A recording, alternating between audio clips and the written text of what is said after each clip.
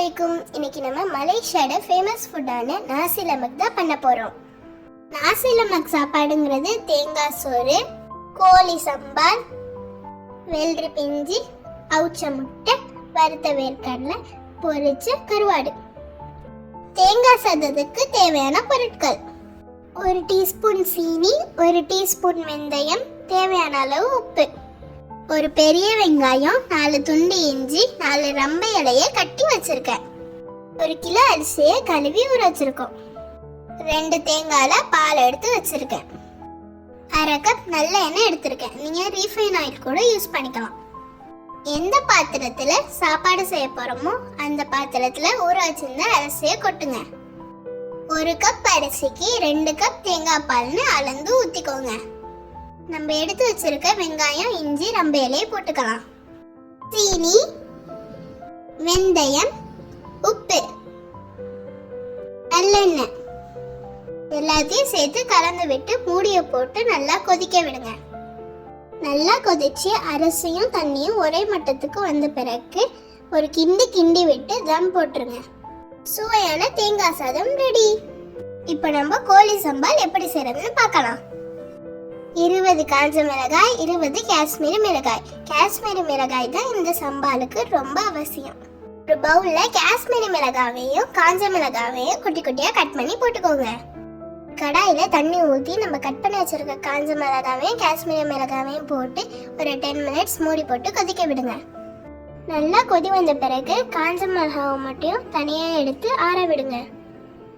சம்பால் செய்ய தேவையான பொருட்கள்: ஆற விட்ட காஞ்ச மிளகா, 4 மீடியம் சைஸ் தக்காளி, 3 மீடியம் சைஸ் வெங்காயம், இதுக்கு பதிலாக நாட்டு வெங்காயம் கூட சேர்த்துக்கலாம். 1 இன்ச் இஞ்சி, 20 பல் பூண்டு, பெரிய நெல்லிக்காய் அளவு புளி, 1 டீஸ்பூன் சீனி, தேவையான அளவு உப்பு, 5 ரம்பை இலையை கட் பண்ணி வச்சிருக்கேன். இந்த சாப்பாட்டுக்கு ரம்பை இலை முக்கியம். மலேசியன் சாப்பாடுலலாம் ரம்பை இலை கண்டிப்பாக சேர்த்துப்பாங்க. ஒரு மிக்ஸி ஜாரில் நம்ம எடுத்து வச்சிருக்க காஞ்ச மிளகாய், தக்காளி, வெங்காயம், பூண்டு, இஞ்சி, உப்பு, சீனி, ரம்பை இலை, புளி எல்லாத்தையும் சேர்த்து பேஸ்டா அரைச்சு வச்சுக்கோங்க. தண்ணி தேவைப்பட்டா காஞ்ச மிளகாவை கொதிக்க வச்சிருந்த தண்ணியை சேர்த்து பேஸ்டா அரைச்சுக்கோங்க.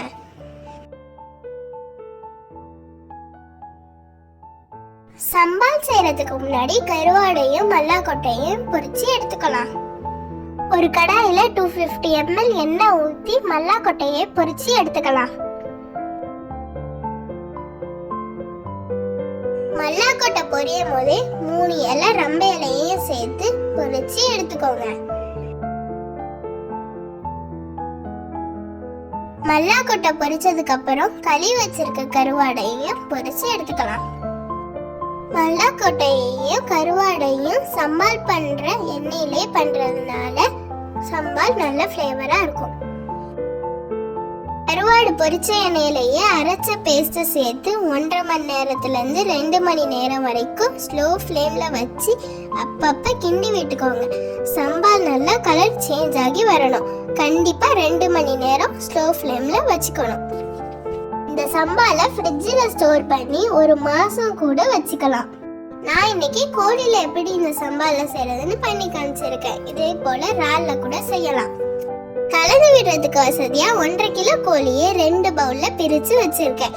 2 பவுல்லையும் 1 டீஸ்பூன் மிளகாய் தூள், 1 டீஸ்பூன் மஞ்சள் தூள், 1 டீஸ்பூன் மிளகு ஜீரகத்தூள், இஞ்சி பூண்டு பேஸ்ட் 1 டீஸ்பூன் எல்லாத்தையும் சேர்த்து 15 நிமிஷம் ஊற விடுங்க.